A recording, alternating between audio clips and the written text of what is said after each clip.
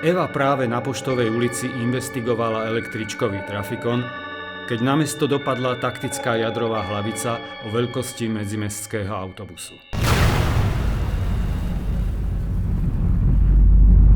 Koniec.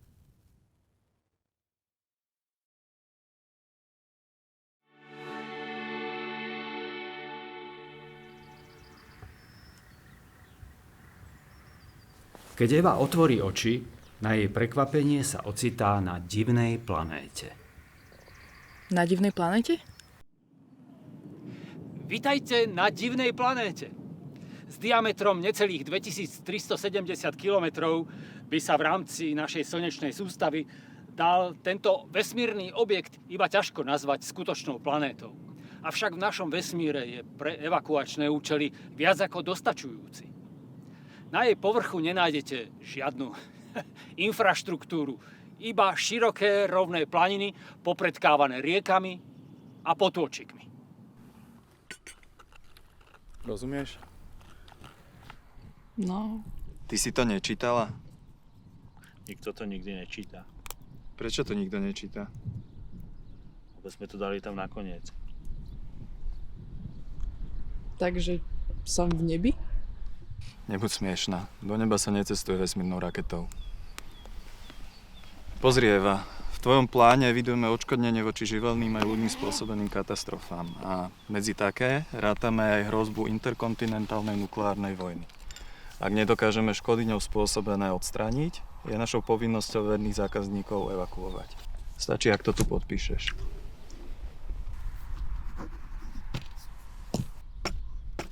Týmto môžeme považovať poistné plnenie za dokončené. A ak by si ešte na niečo spomenula, na tomto čísle sme k dispozícii 24/7. Pekný deň.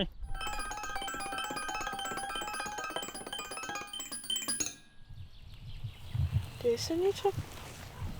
Nie, no, neviem, ma to tak zasiahlo z ničoho nič. Čo je? Čo sa stalo? Ja neviem, čo tu robím, akože tu práve teraz. A ani ako som sa sem dostala a ani ako si sa sem dostala ty. Akože ako som sa sem dostala? Však normálne si mi zavolala. Ja som ti zavolala.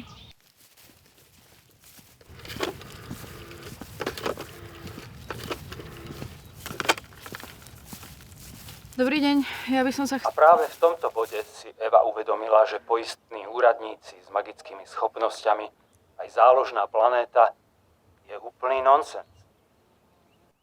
Eva si uvedomila, že jediným spôsobom, ako zistiť, čo sa tu naozaj deje, je vyhľadať rozprávača tohto nezmyselného príbehu. Postav sa, ideme. Ideme? Tak, ideme.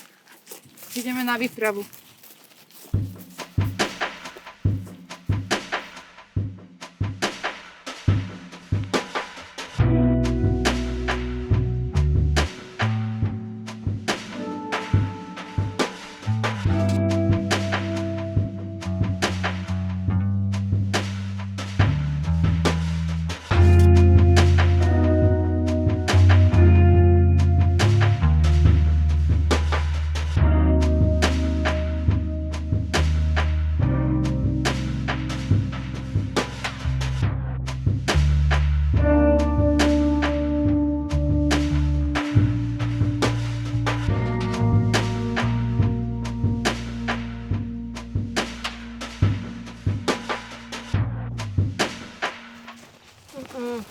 Nie, toto nie je cesta. Čo si múdra, veď nevieš, kam ideme. Ale toto. No, tak keď nevieš, kde sme a nevieš, kam ideme, tak kaďal máme ísť podľa teba.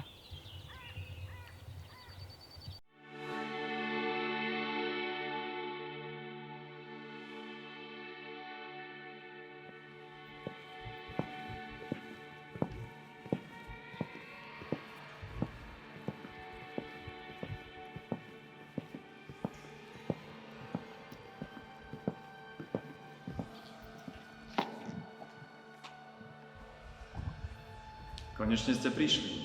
Ale my nevieme, čo máme hľadať. Veď ani nemáte čo.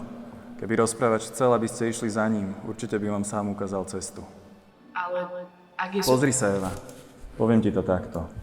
Ty nie si dobrodružný typ. Každé ráno sa zobudíš a pozeráš z toho istého okna na ten istý výhľad. Fajčíš rovnaké cigarety už od 15, pretože to boli tie prvé, ktoré ti v trafike padli do oka. Piješ najhnusnejšiu kávu a nič z toho nezmeníš. Tak, aký rozprávač? O akej výprave sa tu ideme baviť, Keď je všetko vopredané. Prvým krokom k šťastnému životu je vložiť ho do rúk zodpovedným ľuďom. Nemáme tu žiadnu moc. Toto sú poisťovacie a na čo si myslela, že nám povedia? Ja im neverím ani len nos medzi očami. Ale majú pravdu, Eva.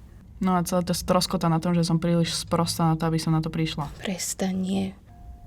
Rozprávač síce za nami nepríde, ale my ho nemusíme hľadať. Možno len...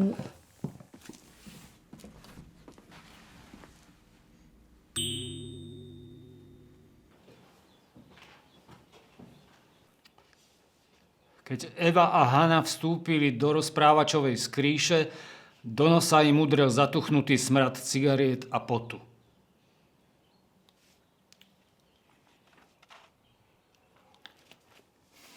To je blbosť. Keď Eva a Hana vstúpili do rozprávačovej skríše, do nosa im nič neudrelo. Tak to som si ťa nepredstavovala. Takže toto všetko je len hra. Môžeme to tak nazvať.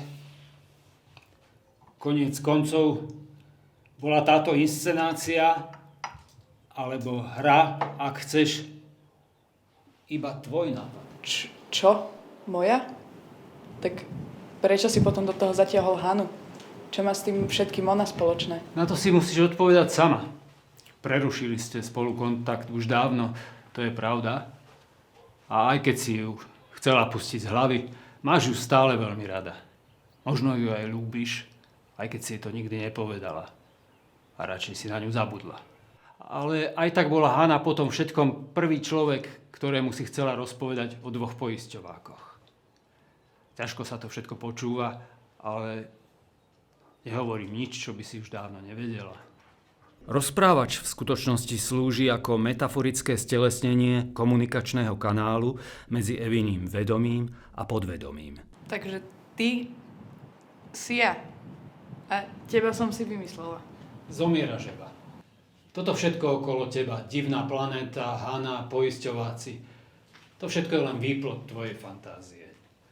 Popravde, pravdepodobne stále ležíš na Poštovej ulici a možno máš otrhnuté nohy. Všetok čas, čo si prežila na divnej planéte, tvoja hlava vníma úplne subjektívne. A v realite prešlo od straty tvojho vedomia len pár minút, dlhých ako tento film, ktorý si v hlave prestrihávaš. Čo to je? To ťa zahreje a pokojne skonáš. A potom? Potom už len titulky. Mám na výber? Už si sa rozhodla.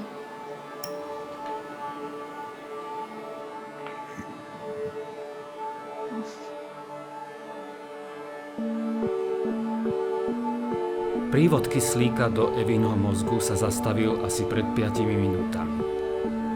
Keď dohrá hudba, zastaví sa tep. Eva je mŕtva.